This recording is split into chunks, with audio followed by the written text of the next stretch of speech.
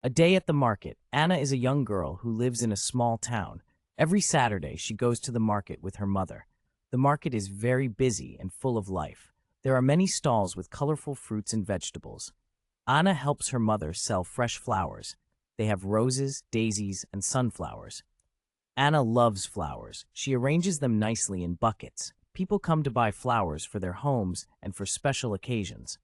Good morning, Anna says to each customer with a big smile. She enjoys talking to them. Sometimes she tells them about the flowers. These are sunflowers. They always look happy, she says. The customers smile back and buy flowers. At the market, Anna also meets her friend, Tom. Tom sells fruits with his father. They have apples, oranges, and bananas. Anna and Tom laugh and play during their breaks. They like to share stories about their week. As the sun sets, the market starts to close. Anna and her mother count the money they earned. They are happy because they sold many flowers. On the way home, Anna feels proud. She likes helping her mother and meeting new people.